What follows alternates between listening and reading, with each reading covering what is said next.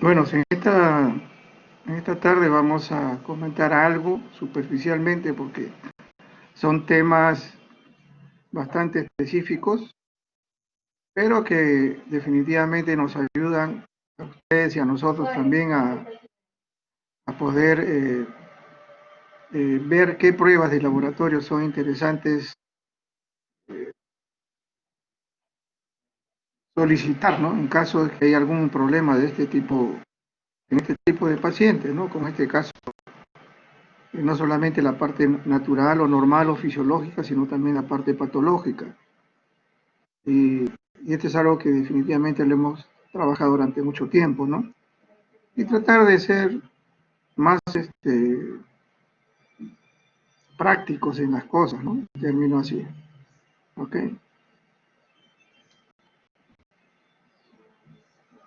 Siempre la idea de nosotros es que no se olviden de que hay un inicio, ¿no? Y siempre la situación es, hay una situación legal de lo que significa también el embarazo, y la OMS la mantiene hasta ahora. Y ahí está, solamente mencionarle esta relación nada más.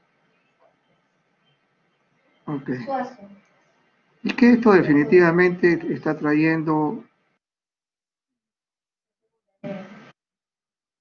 hay muchos presentes, está trayendo pues que este es un estado fisiológico, no es patológico, donde va a haber respuestas endocrinas, fisioanatómicas y también de tipo psicológico.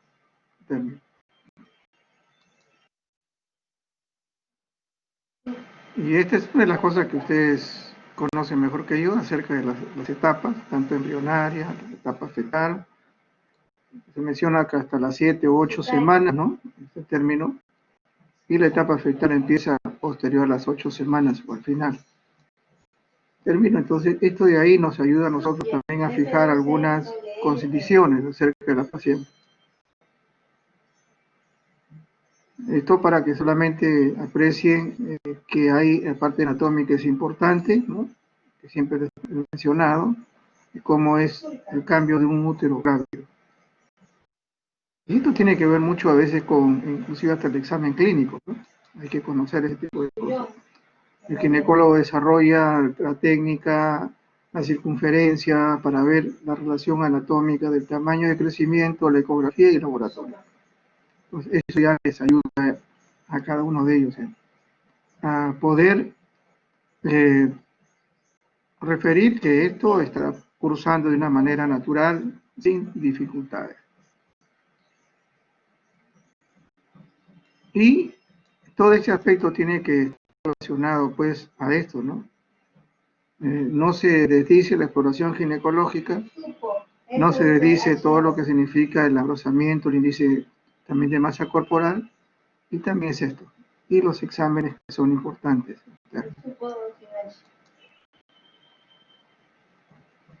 ¿Y cuál es el objetivo del ginecólogo, ¿no? Esto no lo hacemos nosotros. El término es poder controlar, ¿no? Hacer los controles prenatales suficientes, porque sí, definitivamente ya como salud pública es disminuir la mortalidad materna y perinatal, que todavía sigue siendo alto en muchos de nuestros países, incluso hasta en nuestra patria, ¿no? Prevenir los riesgos potenciales para la gestación, que sucede en primer, segundo y tercer trimestre. Detectar en forma precoz los trastornos del curso del embarazo, sí, lógico. Una de ellas, definitivamente, la hemorragia y la hipertensión. Identificar también los factores de riesgo.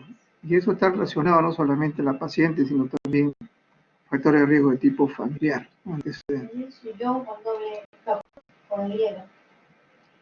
Y una de las cosas que definitivamente hasta ahora nos resulta bastante crítico a nivel de todo, no solamente ginecólogos, sino como salud pública en general, es que la muerte materna aquí y en todos los lugares, hablando más de nuestra patria, siempre va a significar este tipo de condiciones, ¿no? La hemorragia, la mayoría tras el parto, ¿cierto?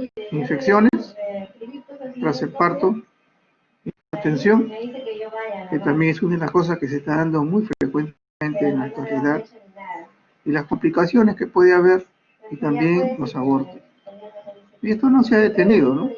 Es una de las cosas que se habla muy poco, pero hay situaciones de abortos provocados y de todas esas cosas que hay, ¿no? Abortos sépticos, abortos en curso o recurrentes, etcétera. Vivimos nosotros lo que hasta el año 2019 ha habido de muertes, ¿cierto? No de muertes maternas. Que lo vean con tranquilidad ustedes. Número de muertes maternas por edad, y se dan cuenta que siempre las edades no solamente son las extremas, sino las medias, ¿no? ¿Cierto? Podemos nosotros decir de los 15 años, hay menores todavía que suceden esto porque el embarazo prácticamente en adolescentes es bastante marcado también en la zona de la selva. Y tenemos nosotros hasta un corte acá hasta los 39, de 15 a 39 años, donde hay más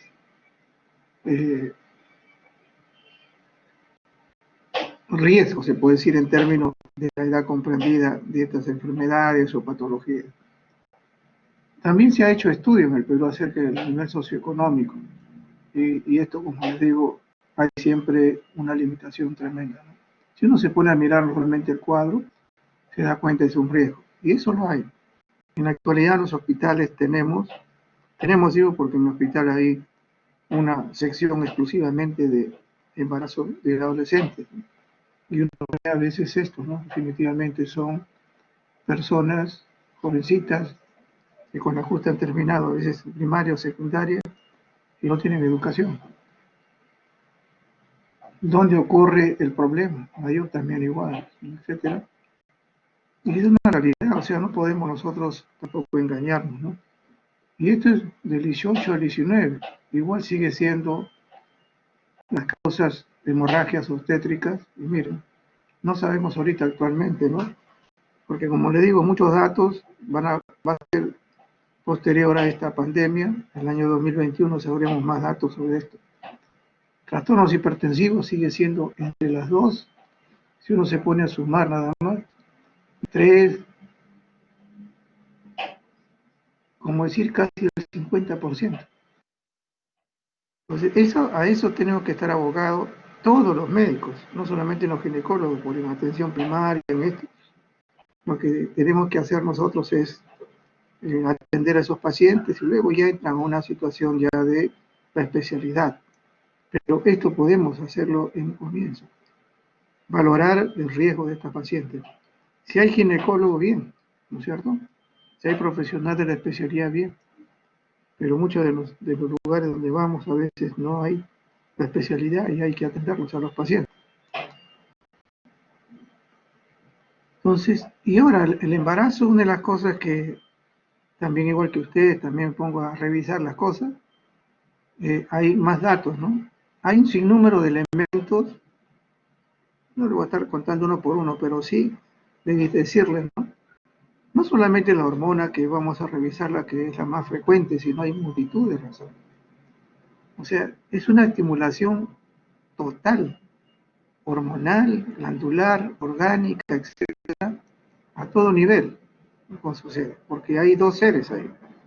Uno que tiene que guardar esa homeostasis, que es la madre, y el nuevo ser, que debe también comenzar a equilibrar esa homeostasis y comenzar a tener todas las variedades también en los manejos de lo que significa las sustancias, hormonas, la parte inmunológica, hematológica, renal, etc. Entonces, hay un sinnúmero de cosas. Y esto es una de las grandes, se puede decir, situaciones que ahora se manejan para la evaluación de estas pacientes. Y una de las cosas que esto no tiene, el estudio de las placentas tendrá más de 50 años. Acá fue una de las primeras estudios que se hizo, inclusive porque había patología, ¿no es cierto?, placentaria, había muertes fetales, había algunas situaciones placentarias. Entonces comenzaron a ver en primer inicio todos los elementos de reacción inflamatoria. Y acá por la primera vez fue que comencé a mirar las interleuquinas, ¿no? Que no le di, en ese tiempo, años atrás, no le dimos la importancia al caso. Actualmente ya se maneja hasta en los abortos, la interleuquina. Entonces, este es uno de los elementos importantísimos, aquellos que van a hacer ginecología y obstetricia en la especialidad. Ahora, ¿esto qué tiene que ver con nosotros?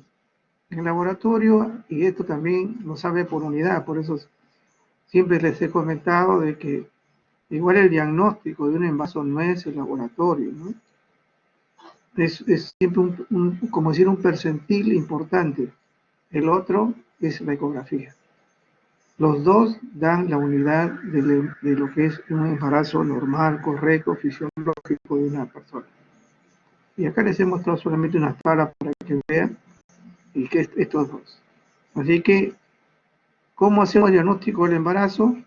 Un HCG más la ecografía. Si no hay esas dos cosas, no hay diagnóstico de embarazo. Y acá solamente presentarle esto, ¿no? Que hay un sinnúmero de elementos también de lo que significa el hallazgo del HCG en términos, ¿ok?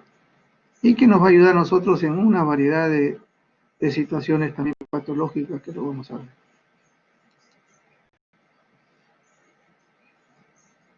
Y no nos podemos nosotros tampoco dejar de lado, y esto, como le digo, esto ya en los últimos años ha comenzado nuevamente, ¿no? Y acá podemos ver algunas cosas, nada más. Solamente una cuestión así, porque esto es parte de la fisiología y fisiopatología de lo que es también los embarazos y qué problemas hay, ¿no? El trofoblasto que tiene dos elementos, ¿no es cierto? Pero acá, imagínense, en esto cuando comienza ya a elaborarse estos sincicio y trofoblasto, miren ustedes los componentes que debe haber, ¿no? Interleuquina y todos los elementos. Esto ahorita se está hablando mucho acerca de la metaloproteinasa también. Y eso probablemente acá, unos tiempos bastante cortos, vamos a examinar por qué sucede muchas veces los abortos, ¿no? No solamente en la parte hormonal, hay situaciones que se manejan también a nivel placentario. Y acá hay situaciones como les mencionaba, y esto es para terminar, no, controles, ¿no? Citoquina, quimioquina, o sea, lo tenemos ahora como una situación ya no anecdótica, sino paradójica, y esto ya se conocía muchos años. Ahora, aquí la hormona es importante, ¿no? La hormona más importante del embarazo es la gonotrofina coriónica, y eso definitivamente no hay. Y esto es porque implica que es un indicador temprano del embarazo, indicadora, no dice diagnóstico. Y es un marcador específico de la enfermedad trofoblástica. Son dos cosas importantísimas a nivel de la gonotrofina coriónica. Y ya ustedes también en las prácticas hemos referido, va a haber gonotrofina coriónica, sí, normalmente, pero no hay placenta, aparece en la placenta, eso no es novedad. Pero cuando vamos a hacer el diagnóstico, si encontramos cantidades menos de 5 miliunidades internacionales por litro, ya es la consideración ginecológica y todos nosotros es que esto es negativo. Tiene que pasar esa cantidad indeterminada, inclusive hasta, se habla, inclusive algunos ginecólogos no le dan importancia al 7, al 10, al 20, sino al 25, 50. Entonces, la razón es la especialidad y hay que hacerle caso en este sentido, ¿no? Pero aquí esto lo menciona la negatividad del HCG con respecto al embarazo. Ahora, esto de acá, tablita también ustedes ya la tienen, le he podido dar de referencia nada más, porque es importante que tenga siempre esto nos va a ayudar a nosotros a verificar la situación de primer, segundo y tercer trimestre. Eso es lo importante, ¿no? Y esto definitivamente es algo que también es variable. O sea, no hay ninguna que le diga exactamente cuánto es y cómo es. Aún lo hicieran por semana. Pero esta es una situación que podemos manejarlo como un estándar, ¿no? Y esto definitivamente va a significar mucho de las cosas. La gestación, hay un incremento lineal hasta la semana 9, algunos dicen hasta 10, algunos dicen 10 o 11, pero esta debe llegar a un máximo. Porque cuando llega a una situación mucho más elevada, estamos hablando de una enfermedad trofoblástica.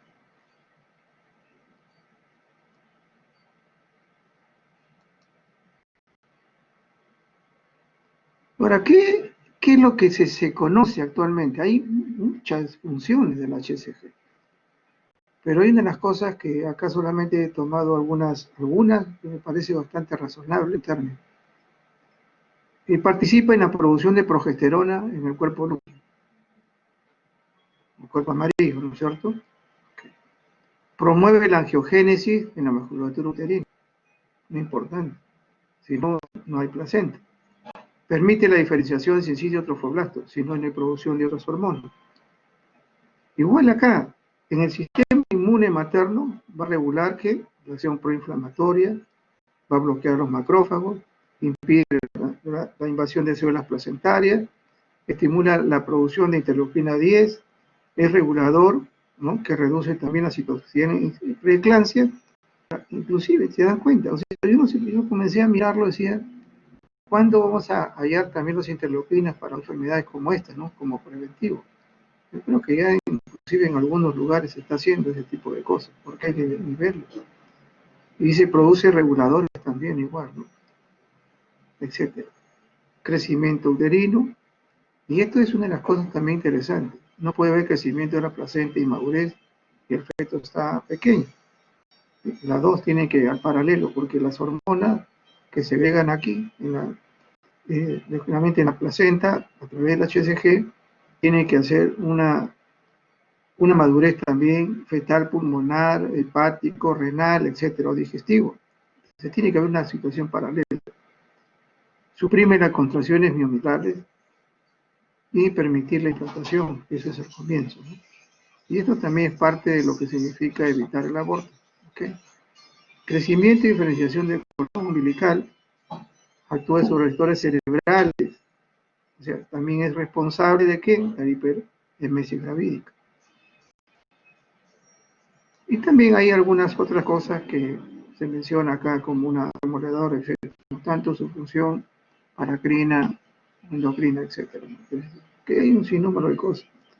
Si uno se pone a pensar, no es solamente hallar el embarazo, sino da todas las situaciones importantes para que el embrión y el feto pueda crecer con bastante regularidad. Y acá, por ejemplo, es lo que mencionan muchos de los ginecólogos, no se dan cuenta. Ellos ya no dicen mayor de 5. Para ellos consideran, por esa razón que en la literatura se refiere, ¿no?, cuando tienes uno mayor de 5, que puede ser 6, 7 o 10, a las 48 horas se le hace otra nueva prueba, ¿no? Entonces, para un aumento de esto, entonces ya se queda tranquilo el ginecólogo. Tiene más de 25, para él ya es positivo de un embarazo. Predictivamente le pide ya su ecografía. ¿Ok? Entonces, quedamos nosotros con esto. Ahora, ¿hay HCG falso positivo? Sí, luego de un aborto espontáneo. Entonces, no necesariamente va a bajar. Queda todavía resto, recuerden ustedes, en un aborto queda resto. Entonces, va a salir positivo, no alto, pero va a salir positivo y ya no hay definitivamente efecto en este caso, ¿no? Pero también hay que ver que hay un falso positivo. Y cuando encontramos nosotros, y eso es lo que también menciona en este caso los especialistas, es que si tenemos de 5 hasta 25, estamos hablando de un borderline. Puede ser un aborto temprano o puede ser un embarazo ectópico. Cuando los valores son bajos, definitivamente siempre tenemos que sospechar de un embarazo ectópico.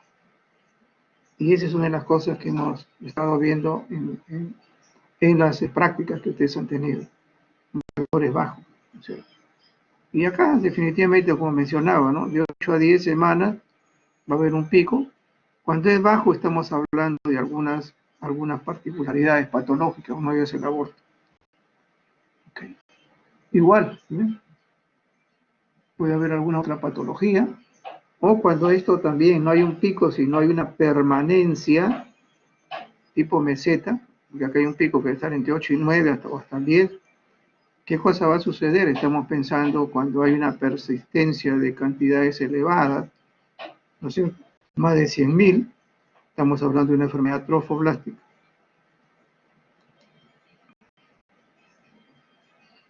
Acá hay algunas pruebas. Esto es lo que normalmente se hace con un HCG beta, se ELISA. Estas son las pruebas rápidas, que ahorita está bien cuestionada por el COVID. Esta prueba rápida que se maneja hasta ahorita en cinta, en sachet, que llaman esto, y acá hay cinta. ¿Hasta dónde se utiliza esto? Entonces hemos visto algo del HCG que es importantísimo, ¿no? Lo vamos a ver ahora después con la patología. ¿Qué hay con los estrógenos? Definitivamente los estrógenos hay una particularidad, ¿no? Si no comemos nosotros nuestra grasita, en este caso la gestante, no se forma este tipo, porque acá empieza el del colesterol, prednisolona, etc. Pero aquí hay una cosa importantísima, ¿no? Por ejemplo, el 90% para ver la posibilidad de que las suprarrenales, en este caso fetal, esté ok, óptima, el DEAS. Y ahora vemos nosotros, el 90% del estriol que se forma en la placenta es definitivamente proveniente del feto. O sea, estamos hablando cuántas semanas largo, ¿no? De primera y segunda semana en adelante. Entonces, se forma este elemento. También de la parte de la madre, que también tiene que proveerle, ¿no es cierto? También provee, esto se forma en la placenta. Entonces, forman tres, ¿no es cierto? Dos son, acá se forman del suprarrenal y esto de la madre. Y acá hay varias que son estrona, estradiol y en este caso el estriol. Esto definitivamente es ovario, no se le niega, también aparte, una parte también es acá que se forma en la placenta, pero la estrona generalmente se utiliza en pacientes de la dosaje en menopausia. Hay cantidades de estrona. Y esto es definitivamente el ovario, el estradiol. ¿Qué cosa está valorando el estrógeno en términos generales, ¿no? O sea, tanto de la madre que provee como del feto, estamos hablando de una unidad que se forma el estradiol. Y estradiol luego se forma el estriol. Estriol, que es importantísimo en los estrógenos, da la viabilidad fetoplacentaria. Y este se lo sabe que se hace en orina. Y al final vamos a ver que es madurez fetal. Entonces, si acá definitivamente encontramos nosotros que hay una baja, una escasez, o hay una alteración de estos niveles del estriol, estamos hablando de que hay un compromiso fetoplacentario que no está funcionando. O sea, isquemia o algún derivado o muerte en este caso del feto. Pero eso es lo que, al final esto, ¿no? Y el estriol dentro de los estrógenos es el más importante manejo para esta viabilidad feto. Ahora, sabemos nosotros que el embarazo es un estado hiperestrogénico, y acá lo mencionamos nuevamente, ¿no? El estradiol, el estrona y el estriol, que es la evaluación del embarazo. Esta es la importante, ¿ok? Acá, la mayor importancia estamos acá en lo que es el estriol. ¿Sí? Se sintetiza en el ovario, también por las dos hormonas que son importantes. El estriol también es considerado como E3, ¿ok? El E3 se le considera. Y en orina, ustedes ven acá, según la gestación, aumenta, ¿no? Pero acá hay un dato interesante. Si en la orina de 24 horas, que se le hace a la gestante, se encuentra el estriol, estamos hablando por si acaso, ¿no? El estriol, la evaluación es eso, menos de 5 miligramos en 24 horas en orina, de 24 horas, se está considerando esto como si el feto ha muerto. Por eso la valoración, feto placebo. ¿Para qué es útil en términos generales el estrógeno en general? Aparte de la implantación, crecimiento uterino, crecimiento de mama, etcétera, que esos son que se observa en la madre, lo que está haciendo es esta función importante, ¿no? Ver la función placentaria y el desarrollo fetal normal. Y hay un valor que les he mencionado nuevamente, valores menor de 5, está indicativo que la viabilidad no se ha dado y hay muerte fetal. ¿Qué hay con la progesterona? En el ovario se forma hasta las 7 semanas, y en la placenta de la 8ª semana en adelante es la placenta la que asume. Igual que el estrógeno, el colesterol es importante, el colesterol de la madre, y se forma un sinnúmero también de elementos androgénicos, ¿no es cierto? La progesterona llega. En el amniótico, más o menos la encontramos nosotros entre 10 y 20 semanas, en buena cantidad, y luego comienza a disminuir en forma progresiva hasta que ya del parto, como se dice. ¿Cuáles son las funciones de la progesterona importantes, ¿no? Aparte de que en los primeros momentos es la división celular, en la primera fase del embrión, o sea, la madurez, etcétera, ¿se dan cuenta? Si no hay progesterona, por eso a las pacientes que hemos tenido un caso clínico, la progesterona no solamente nos está evaluando que hay un buen desarrollo a esta edad y no ha muerto el feto, porque también ese es otro problema. ¿Qué cosa hace la progesterona a nivel del útero? Relajación, y esto es lo importante. Con esta relajación del miometro, igual que la gonadotrofina colónico que evita también la parte contractiva, evita el aborto. O sea, la progesterona es un antiabortivo.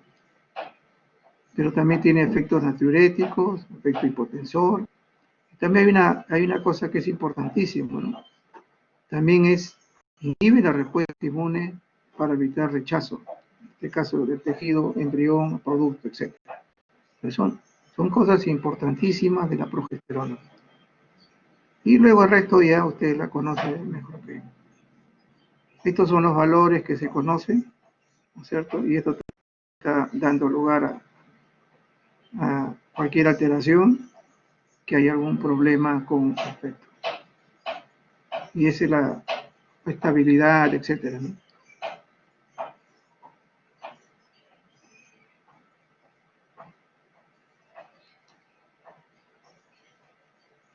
Acá hay un sinnúmero de 24 hormonas, ¿no? Solamente le estoy poniendo una tabla que ya le hemos revisado, esto, el lactógeno placentario, que lo vamos a mencionar un poquito más, porque esto es importante. Actualmente se está hablando hasta de un 15% de gestantes con problemas de diabetes.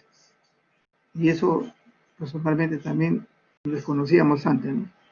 La prolactina, la relaxina, que estas cosas todavía no se están dosando de manera eficaz por las cantidades tan pequeñas que hay, ¿no? Pero existe la hormona de crecimiento placentario y un sinnúmero de elementos placentarios también hormonales. Eso es una parte nada más, una referencia. Esto es lo que hemos mencionado, el lactógeno placentario y la somatosina coriónica, secretada también después del 5 o 10 días después de implantado el óvulo, y es un antagonista de la insulina, ¿okay? En el metabolismo, sobre todo de la mujer, ¿no? Porque saben que, también lo conocen ustedes, que cambia, ¿no? la parte energética, en este caso carbohidratos por los lípidos, ¿no? Entonces hay una situación ahí que, si esto persiste, definitivamente hay un riesgo tanto para la madre y el niño. Y acá nos vemos nosotros, porque la madre tiene que proveer esa situación. Y entonces, ¿qué va a significar? Que durante la gestación en la madre el nivel de glucosa baja, porque hay una alta concentración de insulina, hay resistencia a la insulina, y esta hormona provoca esta situación bioautógena. O sea, y esto definitivamente también va a provocar otro tipo de problemas. Va a estimular inclusive hasta el feto para que produzca también, en este caso también otros elementos para reforzar esto, ¿no? La insulina, pero al final y al cabo ganó la hiperglicemia. Pero se conoce que esta hormona por la carga energética que tiene que repartir entre dos personas. Es una hormona que se le considera del crecimiento fetal. ¿Okay?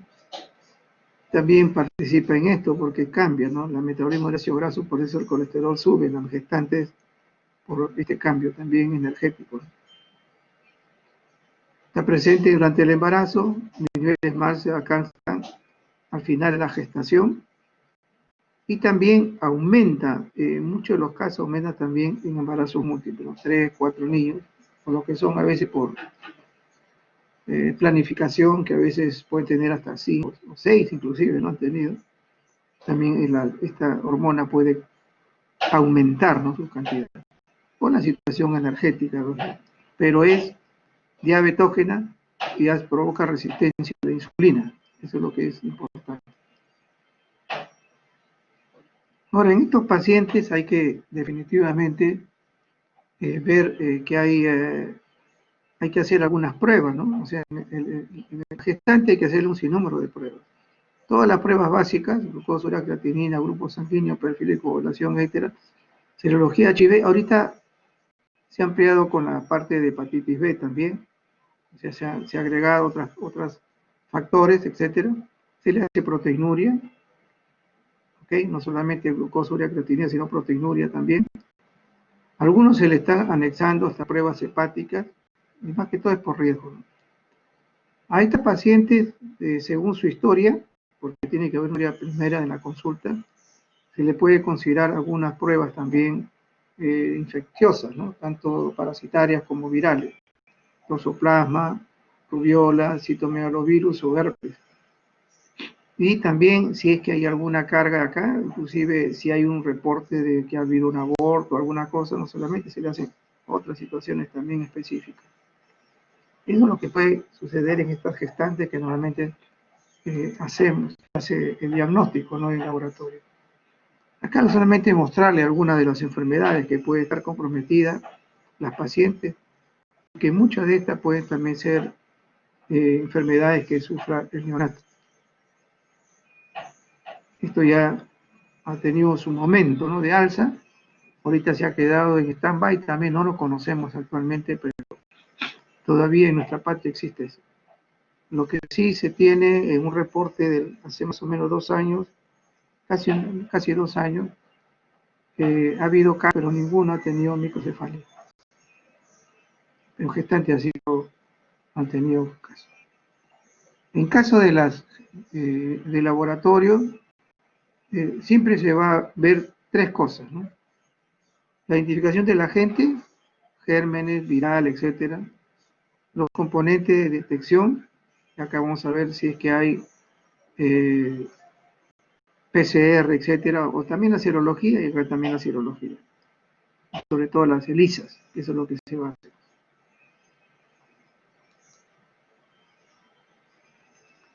Ahora, y esto no queda ahí, o sea, el ginecólogo, como les dice, a veces algunos se agarran especialidades, ¿no? Y los he visto ahí. Algunos se dedican solamente a pacientes de alto riesgo, también se dedican a eso dentro de la consulta, planificación, etcétera, o adolescentes también, ¿no? Son ya mismos ginecólogos, ginecos tetra que manejan. Pero esto tiene que ver por consideración. O sea, los embarazos tienen sus riesgos. Cuando implica situación de obesidad, de edades extremas, inclusive debería ser más, ¿no? 35 puede haber, pero nosotros hemos visto un poquito más, a veces cerca de los 40. En pacientes multiparidad, pacientes que han tenido parto prematuro o han tenido hijos de bajo peso, también van para ver la parte toxicológica. Si han tenido cesárea anterior, el riesgo también del útero. Si han pasado los embarazos, han tenido mayor de 41 semanas, también tiene que ver la situación del útero. Si han tenido embarazos múltiples, también la situación del útero. Si han tenido también, la madre SRH negativo o ABO, también es diferente, pero anteriormente lo han tenido, son pacientes de alto riesgo. Si ha tenido también pacientes con amenaza de aborto anterior o han tenido abortos repetidos. Si presentan enfermedades convulsivas, hay anemia menor de 7, hipertensión. Entonces, todo es un sinnúmero de elementos importantísimos, porque ya no solamente la gestación se evalúa, sino se evalúa la enfermedad. Entonces ya esto se convierte en una atención multidisciplinaria.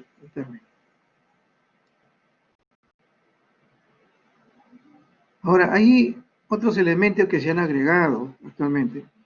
Y esto que definitivamente es porque hay a veces complicación del embarazo y generalmente se utiliza la citatina C para valorar la situación de problema renal, ¿no es cierto? Y porque han visto también que hay una afectación de este componente químico en caso de el problema de la preeclampsia. Y si se da cuenta, la edad es hipertensiva es la segunda causa de riesgo de muerte. Entonces, se está haciendo todo este tipo. Y ven que también hay algunos elementos que pueden ser comparativos. Entonces, esto, la citacina C para valorar mejor que la creatinina, ¿no? La función renal. Se está viendo también que la interleuquina 17 es un proinflamatorio también, liberado por CD4, también está en compromiso en la preeclampsia y en el parto prematuro. Y tenemos acá los que ya son conocidísimos, es un predictivo, porque hay una estimulación también, aumenta las contracciones, provoca la moderación cervical, ruptura prematura menor y también la cascada inflamatoria en muchos de estos pacientes gestantes, ¿no? Entonces, si uno se da cuenta, también estos elementos importantísimos son por los compromisos de preeclampsia, por los compromisos neonatales, ruptura prematura o problemas sépticos también, etcétera.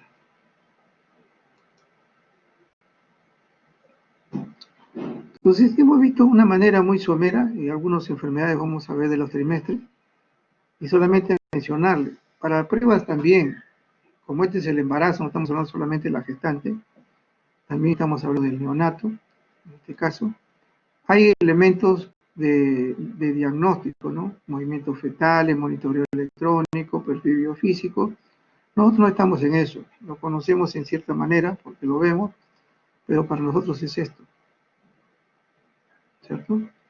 Entonces, esa es la importancia que tiene dentro del laboratorio. El resto es algo que lo hace la especialidad. Y una de las cosas que es interesante, que a veces el pH sanguíneo del cuero cabelludo fetal. Ahora, hay indicaciones, ¿no? Directas, ¿no? No se le hace a todo.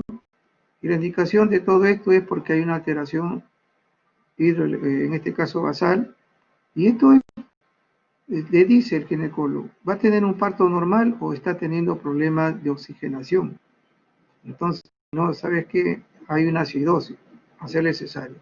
En la condición va a ser significar esto, para hacer un pH en el cuero cabelludo fetal, permitiendo de que no haya mayor alteración ácido-base en el niño y en el trayecto. Ustedes saben, un parto no va a durar 20 minutos, ¿no?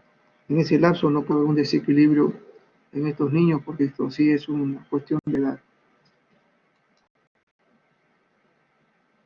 El alfa-fetoproteína, como ya se le ha remarcado en las prácticas, definitivamente esto lo estamos viendo, dónde se origina, ¿no es cierto?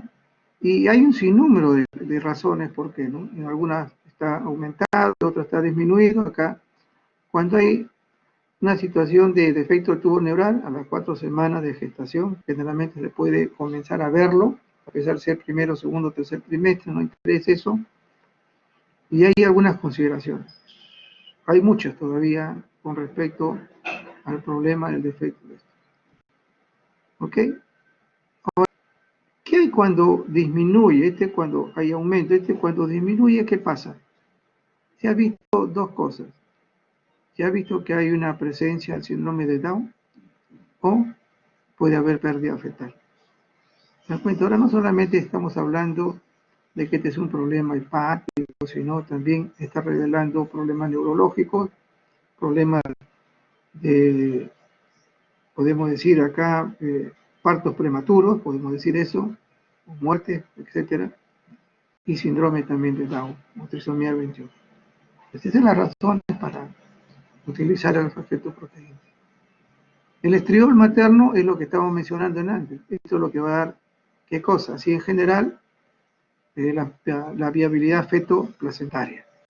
Pero lo hacemos en 24 horas en la madre, porque el estriol viene del feto, ¿ok? Entonces es lo que estamos viendo nosotros y esto viene de la placenta y el feto también. ¿Okay? Acá viene ustedes. Esta es la razón por qué esto se pide, definitivamente, para ver esa situación cuando a veces el niño no crece, tiene algún problema, entonces el médico le pide este tipo de elemento en una gestante de orina de 24 horas. Ahora vamos a ver lo que también se refiere a algunas patologías con respecto a los trimestres. ¿Okay? Hay un sinnúmero, ¿eh? He tocado solamente algunas que son las más frecuentes, como el primer trimestre, por ejemplo, puede haber un aborto espontáneo, un embarazo ectópico, etcétera, enfermedad trofoblástica, etcétera. Puede haber, acá, bueno, lo he repetido nuevamente, no importa, pólipos, como está, ¿no? En términos acá, cuando a veces parte también de la enfermedad, un trauma o cáncer cervical. ¿Qué cosa se pide normalmente cuando hay este tipo de cosas? Cuando un ginecólogo ve que hay aborto, salvo que haya una situación anatómica, haya hormonal, etcétera, le pide todo esto. Aparte, como si fuera una gestante, hemograma, grupo sanguíneo. Nunca se olviden de grupo sanguíneo, por si acaso. Esa es parte de eso. Pidiendo progesterona, ha perdido, aborto, hay que pedirle esto. Hay que ver si hay algún compromiso líquido amniótico, el TORCH, que los mencioné antes, toxoplasma, rubiola, citomegalosis, herpes, por aborto, el estudio genético por aborto, perfil tiroideo también, perfil de coagulación, si hay alguna alteración, el PCR, cultivo también de secreciones y hemocultivos, porque puede ser compromiso por otras razones también. Generalmente estamos tocando de manera general todo este tipo de... Y HCG, definitivamente por enfermedad trofoblástica. Se une a todo ello, para ese primer trimestre. ¿Qué cosa de frecuencia vemos, no? Acá vienen ustedes aborto, ¿no es cierto? Generalmente es un feto mayor de 20 semanas. La causa puede ser variable, no se da cuenta, infecciones, diabetes, más que diabetes, todo eso. Antes de la semana 20, he puesto acá mayor de 20, antes de la semana 20, menor. Y hay un feto también, en este caso menor de 500 gramos, y por todas estas situaciones, ¿no? Y una cosa que me da la atención es que muchos de los ginecólogos mencionan alcohol, tabaco y droga. Y yo personalmente pensé que era alguna otra cosa, pero lo están mencionando. O sea, el tabaquismo, el consumo del alcohol, lógicamente las drogas pueden provocar todo eso. Y la infección definitivamente puede provocar esto. Puede ser una infección propia de la madre, o el caso también del feto, una corionionitis, que puede haber una cosa ahí particularmente, o puede ser provocado. Entonces, acá hay algunas sintomatologías, sangrado, cólicos, dolor lumbar, reducción de síntomas del embarazo, no por pérdida. Entonces, la variedad de todo esto está hablando de que es un aborto espontáneo, en curso, ha tenido abortos recurrentes, o sea, no es la primera, es la segunda aborto que tiene, o es un aborto tipo séptico. Entonces, si es aborto séptico, nosotros tenemos que hacer lo que hemos mencionado, cultivos, ¿no es cierto? Cultivo de líquido, e inclusive agregarle una hemocultivo también, porque el aborto puede significar por una infección. Y hay que hacerle también algo que no se hizo en un comienzo, muchas veces la secreción vaginal de la mujer, por este problema que puede haber. Y la otra particularidad también del trimestre es el embarazo ectópico. Y acá hay una sintomatología frecuente. Acá hay las condiciones. Y algo que me faltó acá también eran los legrados continuos. Había una paciente en la cual se le hizo 2 legrados y uno ha sido por adherencias uterinas y se le provocó también. Parte de todo eso, y me el tabaquismo también, parte de todo esto también es la frecuencia, no es que es una sola, la frecuencia, adherencia que ha tenido en el uterino. Entonces también ese es uno de los factores para el embarazo ectópico. Y lógico, como hemos visto allá, lo importante son HCG, ¿no es cierto? La evaluación del HCG también. No olvidarse que todo esto, la imagenología. Vamos de la mano con la parte de radiología, en este caso imagenología, ecografía o cualquier otra, para también mirar si es que hay alguna alteración propiamente materna, ¿no? Y acá, pues, una ecografía nos va a dar el lugar donde está. Y luego la sintomatología, el HCG, nos va a ver también que todavía hay un producto, definitivamente, y luego que baja, estamos haciendo ese diagnóstico de un embarazo ectópico.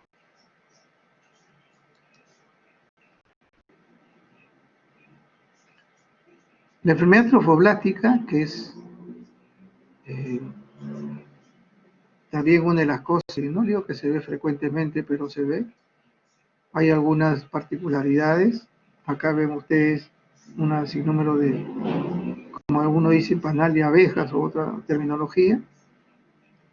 Y estos son más o menos los que en términos frecuentes tienen, ¿no? Una metrorragia, crecimiento uterino mayor a la edad gestacional, ¿no? Estimada, dolor, hay anemia, puede haber también, porque esto provoca hiperemesis gravídica, puede haber también este tipo de componente también, porque hay un desarrollo, hay estimulación de las hormonas. Recuerden eso lo que sucede con el embarazo, ¿no? Normalmente la tiroides, todo eso está esto. Cuando hay esto es un elemento que sobrepasa y también es un causal también la preeclampsia, ¿no? Y algunas veces hemos visto nosotros eso, la expulsión de vesículas. Eso hemos visto en algunas veces también. Lógicamente vemos esto, la ecografía, y ya restos con respecto a la HCG, que es importante, porque se valora así de esa manera, enfermedad trofoblástica, ¿no? Es un marcador tumoral en este caso. Nos da el diagnóstico. Si no tuviéramos otro elemento, ¿no? Nos da el pronóstico, nos da una respuesta al tratamiento y nos permite ver el seguimiento. La mencionalidad que hace la mayoría de esto, la literatura es mayor de 100, nosotros hemos visto hasta 1.000.000, no correspondiendo al nivel, y ya con esto rebasó los límites del HCG. Entonces, esto es una de las cosas que también, no diría que frecuentemente, pero sí se ve, lo hemos visto. Y desgraciadamente muchas veces esto está relacionado con el coriocarcinoma. ¿Qué hay en el segundo trimestre? Acá sí hay problemas bastante serios para nosotros, ¿no? Y vamos a tomar solamente dos de ellas, ¿no? Se le pide, igual, como acá es definitivamente,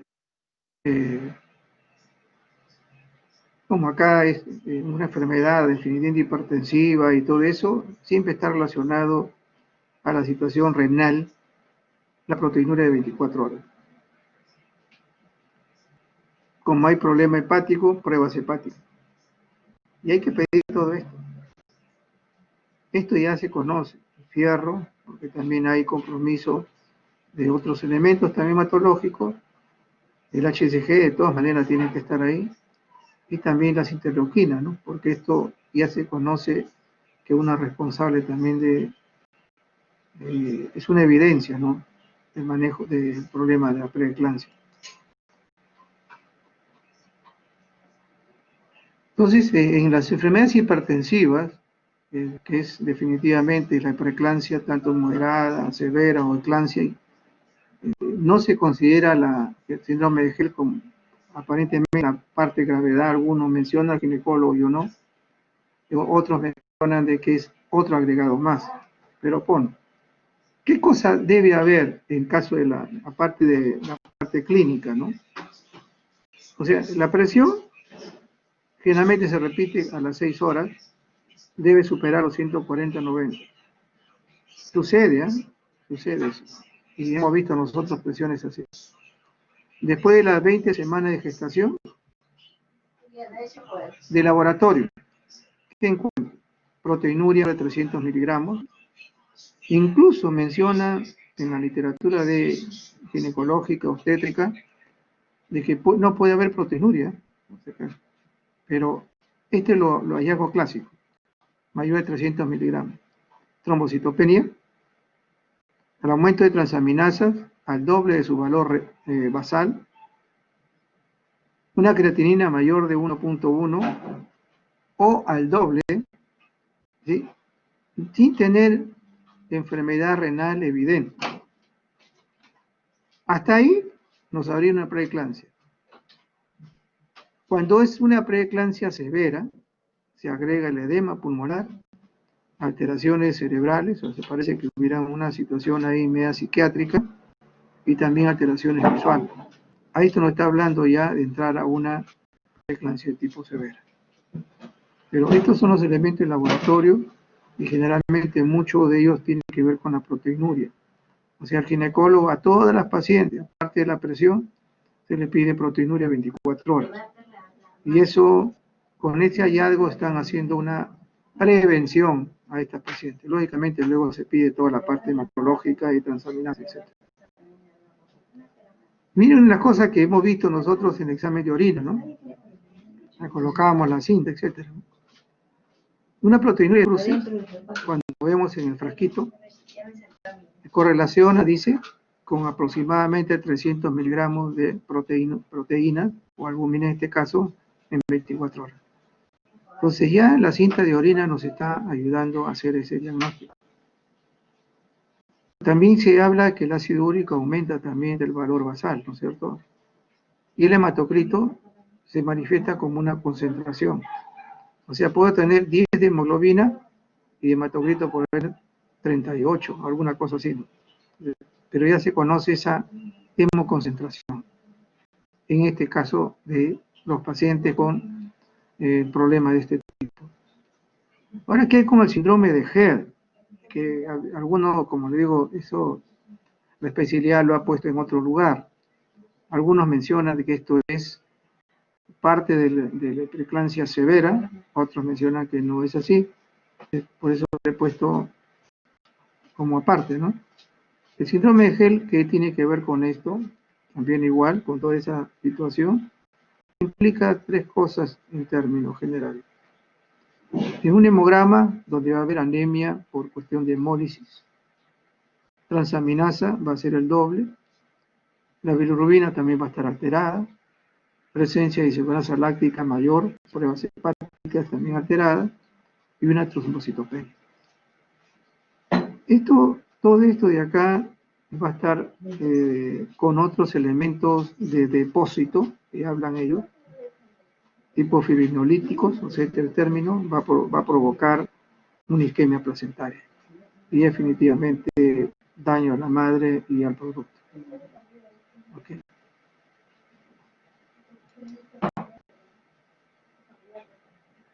Y esta es otra de las cosas que es importante porque, como le digo, nosotros en el hospital siempre hacemos control a la gestante, entonces vemos con frecuencia este tipo de cosas, ¿no?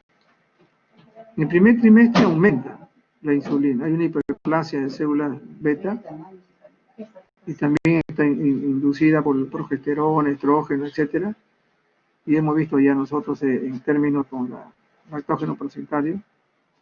La insulina también provee una mayor utilización de glucosa y definitivamente va a comenzar a tener una hipoglicemia, en este caso las primeras semanas, se puede decir, ¿no?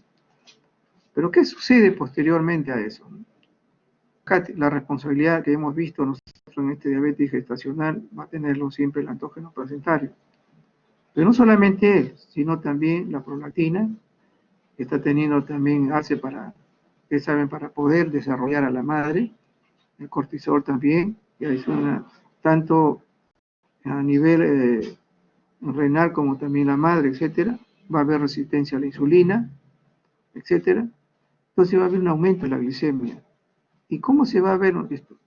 Si se lo hiciera, ¿no?, una glicemia postprandial a la mujer, va a haber aumento. Lógicamente que esto se ve solamente come y luego vemos el examen, no es que se le agregue un alimento más, ¿no? Porque no se le puede a ella utilizar ni siquiera para hacer curva de tolerancia a la glucosa, cuando ya hay presencia de hiperglicemia, no se hace así. Entonces, ¿en qué tipo de pacientes se está viendo este tipo de problema de una diabetes gestacional? Generalmente pacientes que son obesas, pacientes que han cursado o cursan siempre con problemas de lipidemia, pacientes que han tenido también problemas de hiperglicemia por insulino resistentes también de manera previa a la gestación. Y esto definitivamente, ¿qué es lo que está haciendo? Eh, las pacientes de este tipo que tienen este problema van a comenzar a, a provocar más la insulina, ¿cierto? Como no se puede utilizar, sube la glucosa, ¿ok? Quita la insulina, pero no la utiliza porque hay resistencia. Entonces la glucosa va a subir, en este caso se desarrolla ya, supuestamente, en términos de segunda o tercera semana, tercer trimestre, digo, el desarrollo de la diabetes gestacional. Ahora, el problema es, dice, bueno, acá no pasó nada, sí. El problema no es tanto que haya esto, no, miren lo que sucede. La hiperglicemia atraviesa la placenta y afecta al feto, y estimula el incremento T, nuevamente de la insulina fetal, que tampoco se soluciona el problema. ¿Cuál es el riesgo de los pacientes con diabetes gestacional? Macrosomía, que es lo más frecuente, ¿okay? Poligramios, malformaciones, ya se conoce, provocado también por esto, porque dice que hay una alteración tanto por el ADN, ¿okay? Hay problemas de todo tipo, pero solamente estoy mencionando algunos que los conocemos con frecuencia: comunicación interventricular, tetralogía de Fallot, transposición de grandes vasos. Es un estudio que se ha hecho en estos clases de pacientes, por si acaso.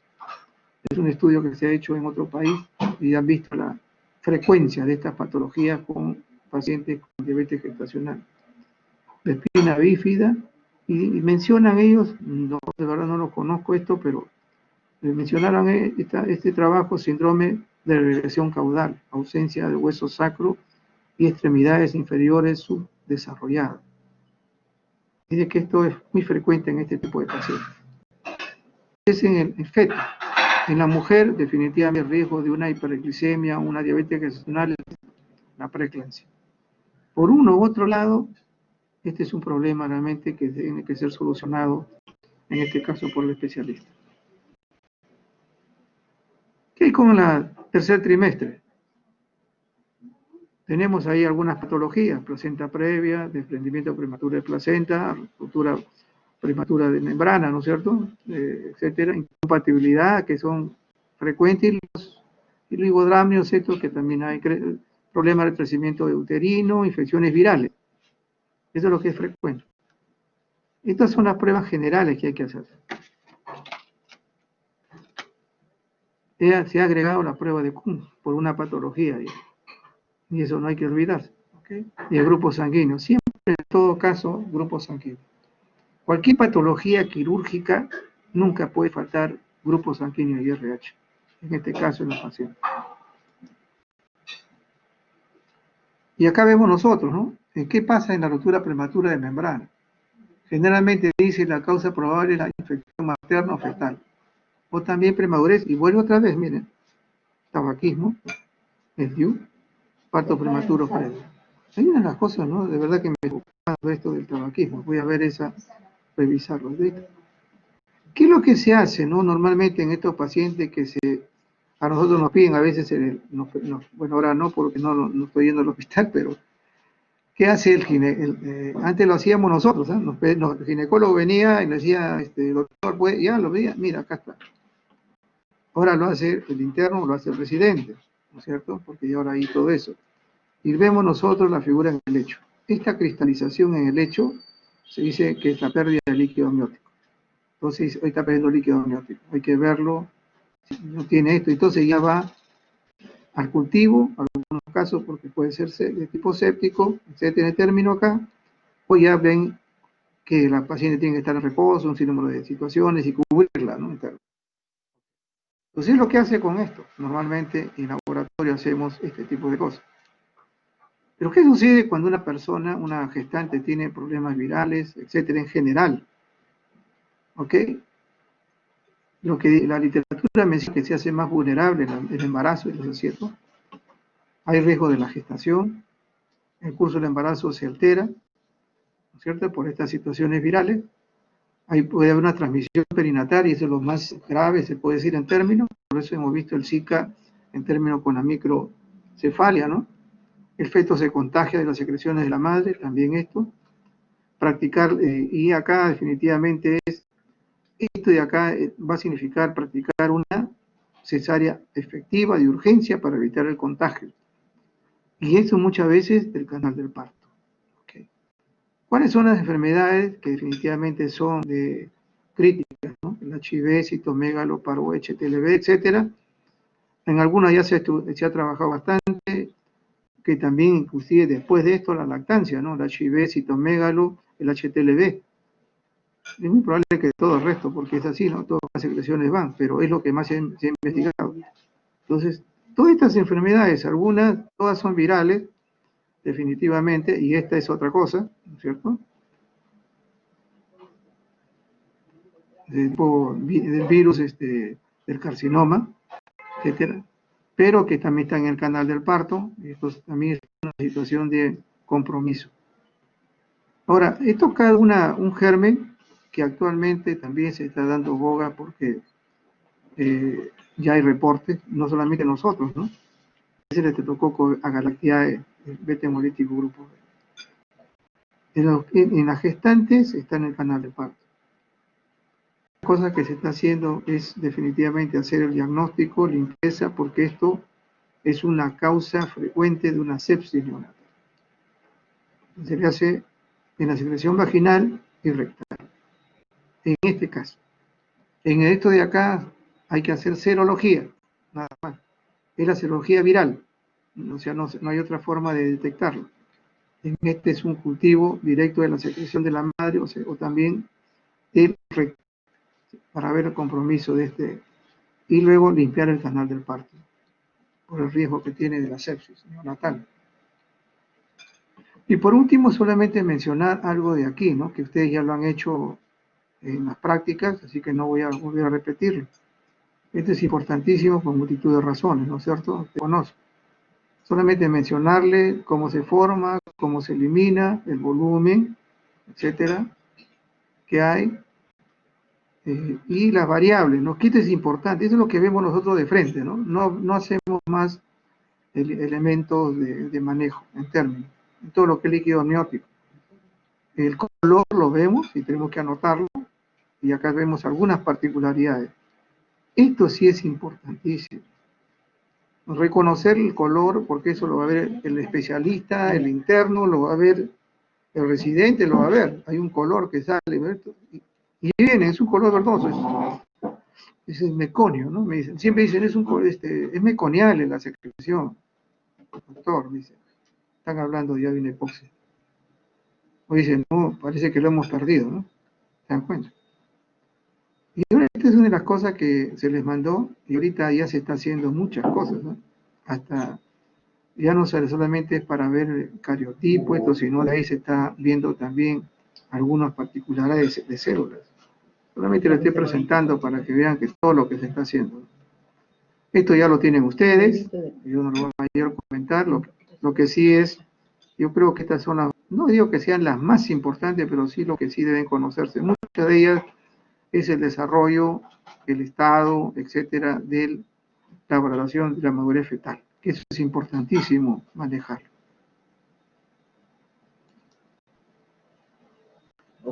Nada más, ahí nos quedamos. Entonces, lo importante de todo eso no solamente es el diagnóstico, saber las hormonas, sino es la valoración de lo que se tiene que ver en cada trimestre. O sea, como se le evalúa en este caso a la gestante, el médico va a tomar decisiones de hacer examen. Esa es la zona. Y eso lo tenemos nosotros ya. El primer examen que se hace es todo, la batería. Luego le dice, ven usted dentro de 2, 3 semanas, etcétera, le hace ya, ¿qué ha tenido? el crecimiento, el proteína, etcétera, se le hace la prueba generalmente. La oración van a ser para dos cosas, principalmente, y los he mencionado. Una de ellas es la proteinuria de 24 horas. No esperar que venga el segundo trimestre, por si acaso. La presión y la proteinuria de 24 horas que se hace las pacientes que van ya al consultorio de ginecología. Es lo que realmente se hace. Y luego ya comienza a descartar los riesgos, ¿no es cierto? Los riesgos también implica esto. Y luego las enfermedades de cada trimestre. Yo por lo menos le he dado un ejemplo de cada trimestre que ustedes tienen que saber reconocer y los exámenes que son más frecuentes en este caso, ¿no? Entonces, con eso creo que ya estamos, nos quedaría solamente una clase la próxima semana sobre interleuquina. ¿Ok?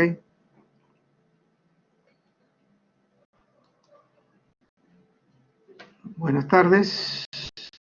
Ya estamos en término. Ok, gracias. Buenas tardes.